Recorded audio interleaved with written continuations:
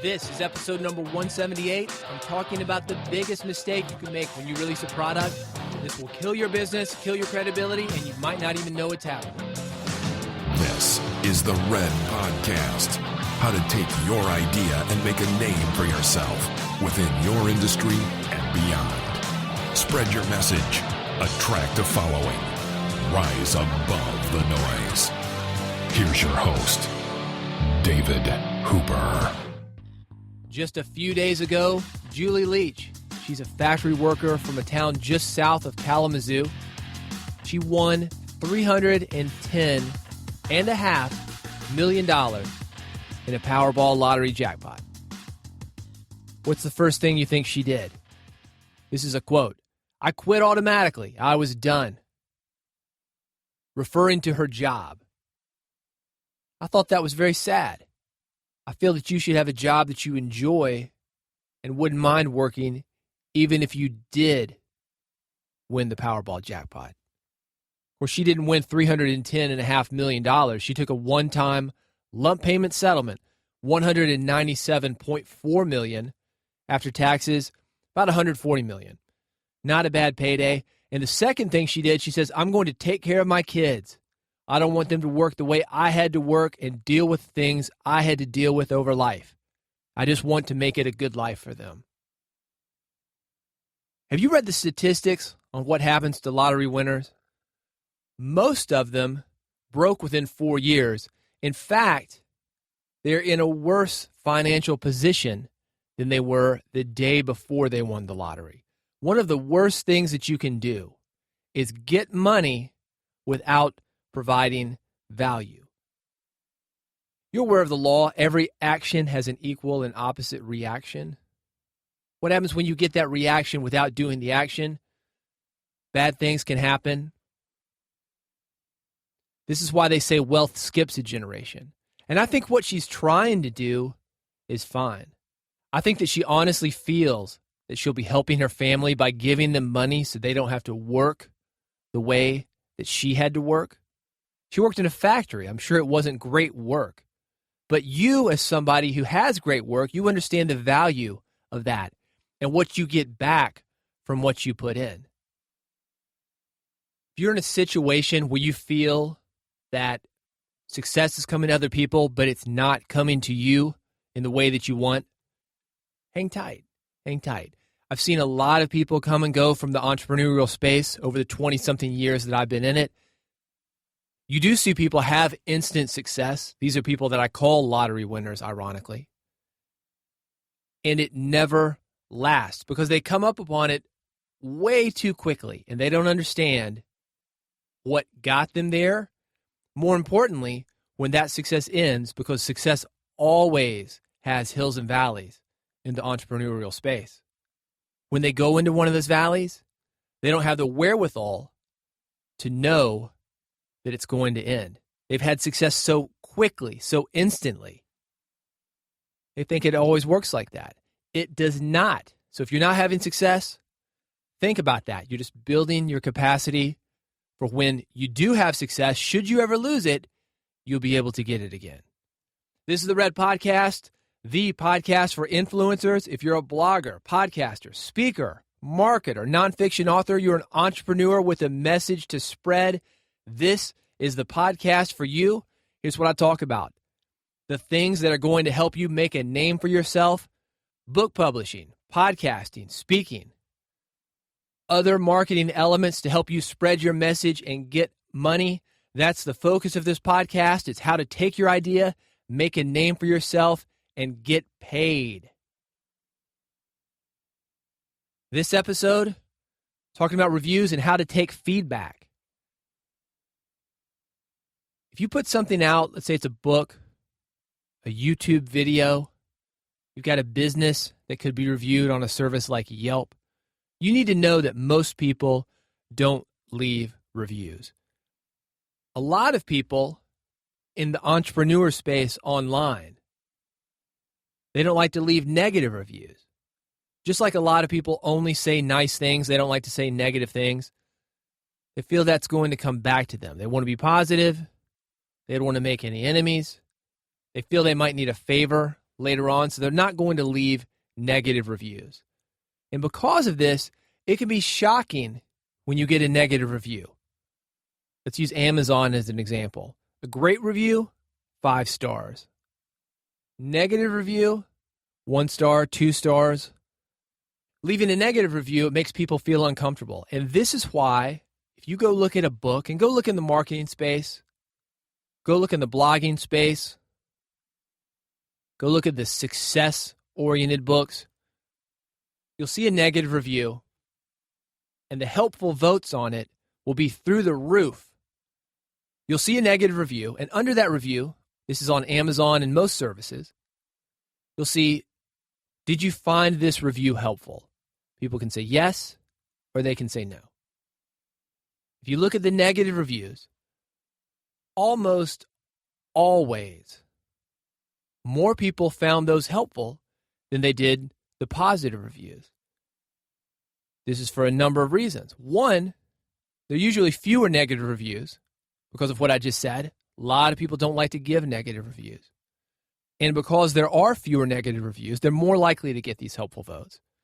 But just like it takes effort for you to get a review from somebody, it also takes effort for you to get somebody to say that a review is helpful or not helpful. Most people, they just breeze right through those reviews. They don't click on anything that's already existing. They don't leave their own review. Unless there's a negative review that that person agrees with, and because they don't want to leave their own negative review, they're just going to mark as helpful somebody else's negative review. Now, why would somebody not want to leave a negative review? As I mentioned, it could be because they know you. They don't want that feedback from you. They don't want to jeopardize that connection. They don't want to be seen as somebody that's negative. But it's also because people bully negative reviewers. Leave a negative review on Yelp. It's not uncommon for the person who owns that business to either respond or to send you something directly, kind of make you feel guilty for leaving that negative review. And it's certainly not uncommon if you're on Amazon to see responses to negative reviews left by customers.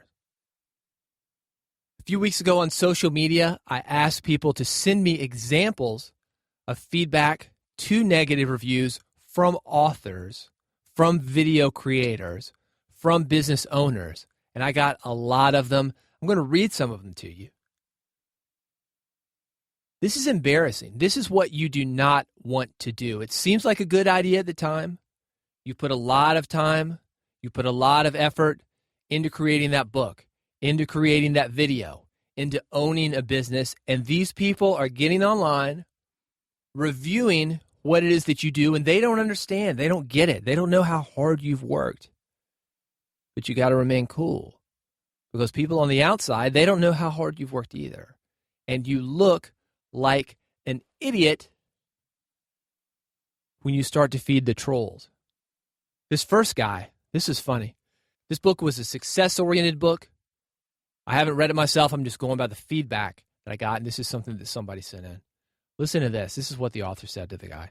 He said, "I'm sorry you didn't find value in my book, John. You seem to be way ahead of where many people are as far as mindset and direction in life, which is great for you. But for myself and several others who I've shared this story with before, it can be extremely difficult to realize our full potential, especially since so many of us are conditioned to go down the path that may not be the path we're meant to be on. Most people don't even realize what's truly possible." Then he goes on. "You're one of the lucky ones, John. You said sorry in the title of your comment, but there's no need to apologize if you truly feel this way. If you're interested, however, I'd be more than happy to chat with you offline to share more about where I'm coming from and how I know I'm providing value to those who need it." Woo! A lot of mistakes here. Never, ever do this. For one, I feel like it's condescending. Don't get into a pissing match with somebody on Amazon. You are not going to win. A lot of people are looking at this review. This is something that was sent to me. A lot of people looking at this. You don't know who they are. They don't have to sign in. It's all over the internet. And there you are being condescending. You're selling a ton of books. There are 100, 200, 300 reviews from people who like what you're doing and you didn't respond to them, but you're going to spend time on the one guy that spent a little money for your book and he didn't like it. That's mistake number one. Mistake number two is giving this guy any more time than writing a response. It's bad enough that you're writing the response. But this guy here, he said, I'd be more than happy to chat with you offline to share more about where I'm coming from. Look, this dude doesn't get where you're coming from. You put where you're coming from in a book. You've got tens of thousands of words of where you're coming from. If he wanted to know where you're coming from and he actually cared, he could look on a blog, he could look on a podcast, he could look on television, he could listen on radio. He could actually read the book. He's not getting where you're coming from. It's not from lack of information that he doesn't get where you're coming from. He's just not going to get it. Not everybody is going to get what you do. A lot of people aren't going to get what you do. In fact, you should be getting this kind of feedback. That just shows that you're reaching enough people because not everybody is going to get what you do. Here's another example. This one may be even worse. This is a response to another book. Again, I'm not familiar with the book, haven't read it, don't know really anything about the author, but I got the feeling that maybe it was just an ebook. It wasn't a very long book. It was cheap. I think it was $3, a couple bucks. Here's what the author said when he got a bad review. Sorry you didn't get value from the book. Since writing this book, I have blank. He bullet points a list of accomplishments. How did I get here? With what you have called mediocre. This guy just simply said it was a mediocre book. Wasn't bad, just mediocre. I could talk about topics more in depth, such as investing in the money chapter. I've done very well in investing. But how would that help you when $2 is a big deal in your life? Huge mistake. Don't insult your client. $2 is a big deal. This guy's just saying the book wasn't worth $2. He didn't say that it was a big deal. He's just saying that what you're giving him isn't worth $2, and he's entitled to that. You're looking for depth, but you haven't mastered the basics. As someone who has made big changes, I would suggest you stop looking for more than you need right now. Even if you find it, how will it help you? Continues with the condescending tone. Not good, just digging yourself in the hole. No worries that you did like my book and felt the need to leave this review. Most people who buy the book know me and see the work I'm doing every day. The book is a bestseller. Who cares? Nobody cares. Nobody cares if it's a bestseller. This guy's just saying it's mediocre, it lacked depth, and he didn't relate to it. Then he finishes his response. My advice from someone who's been there is to work on your finances, your health, and relationships. Once you get to the point where $2 isn't a big deal, then look for depth. Whoa. Somebody's got their panties in a wad. Embarrassing. Embarrassing. Don't go after somebody, just an average guy, happened to spend a couple bucks on a book, didn't like it. Don't spend your time on that. Who knows how many people have seen this online? Several thousand people are now hearing about it online via Red Podcast.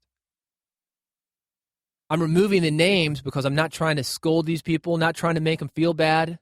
Doesn't matter who they are. My concern is that you don't do this because it's very tempting. Like I said, when you've worked hard, it's taken you a long time to write a book. It's taken you a long time to get the thing edited. It's taken you a long time of living to have the knowledge to sit down and write the book before you even write it. Put blood, sweat, and tears into your company. You really went out on a limb, out of your comfort zone to put that video online. I know it's tough, man. These guys don't get it. Move on. Don't get hung up with an anonymous, one-off review that most people won't pay attention to. Most people, when they're looking at a review on Amazon, one review isn't going to sway them. In fact, negative reviews, whether they be on Yelp, Amazon, Barnes & Noble, iTunes, that just makes the better reviews, the 3 stars, 4 stars, 5-star reviews, that just makes those reviews look more legitimate. We've all seen these guys on Amazon. They try to game the system. Book comes out. First day it's out. Hundreds of 5-star reviews. 0, 1, 2, 3-star reviews. You know how that works.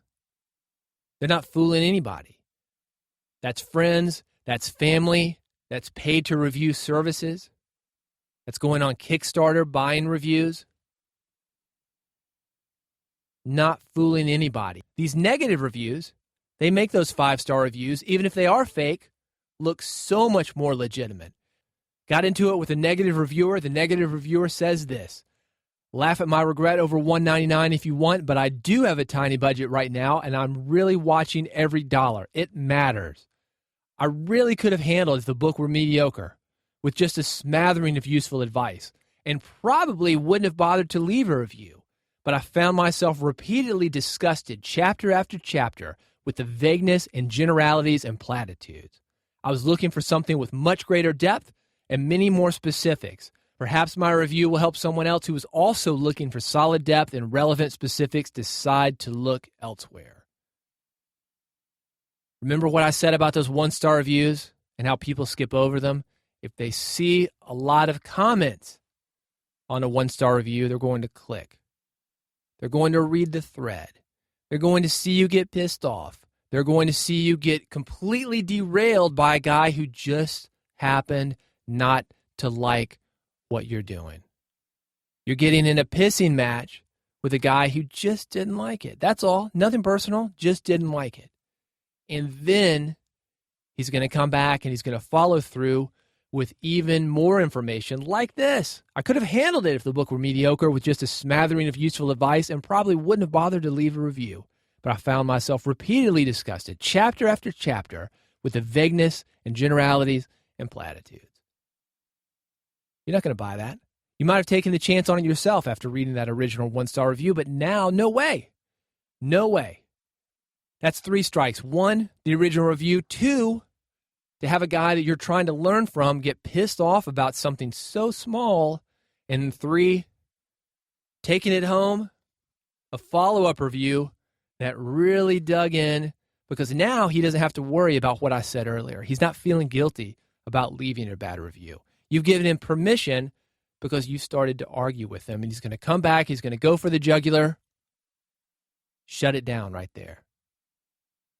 Never, ever respond to people on Amazon, on Yelp, on Barnes & Noble, on any of these review sites in a negative way. If anything, hey, sorry you didn't like the book.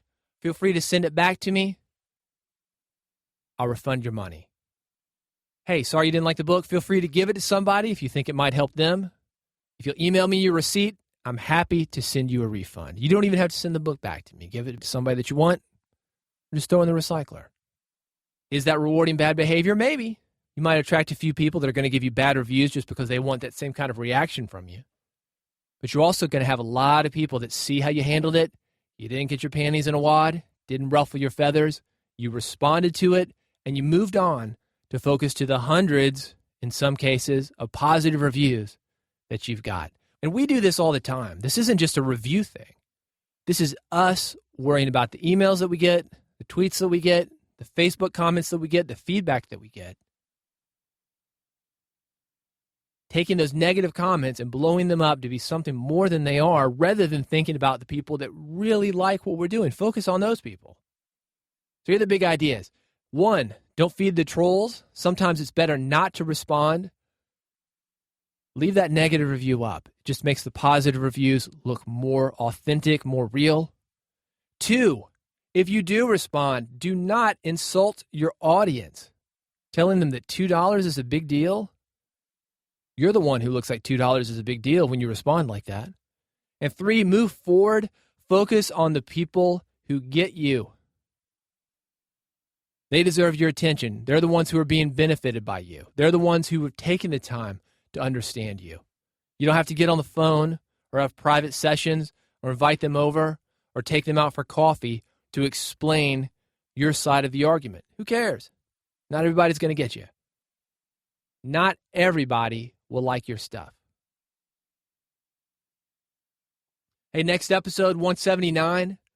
We'll talk about making more money via blog and podcast. Got 4 questions to ask yourself to help you make that happen. If you've got questions, you've got comments, reach out to me. At David Hooper is my Twitter username. redpodcast.com. It makes it easy for you to subscribe to make sure you'll never miss an episode. iPhone, Android, you want to listen online, we've got you covered. It's all at redpodcast.com. I'd appreciate you helping me build a community. If you know someone who's an influencer or wants to be, he's got a message that he wants to spread, Red Podcast can help that along. Let your friends know. I'd appreciate it. The more people we have doing this, the more the world changes, and the more we can learn from each other. It's just a big mastermind. Speaking of, I've got one online. It's free. Redpodcast.com has more information about that. Getting ready to do another free call. We do that every month. So go to redpodcast.com and sign up for Red Insiders. I'll send you more information on how you can talk to me personally, help you to grow your business, spread your message, increase your influence. Thanks again so much for listening, and I'll see you on the next episode of the Red Podcast. You've been listening to Red Podcast, Real Entrepreneur Development. Subscribe today using iTunes, Stitcher, or via RSS at redpodcast.com.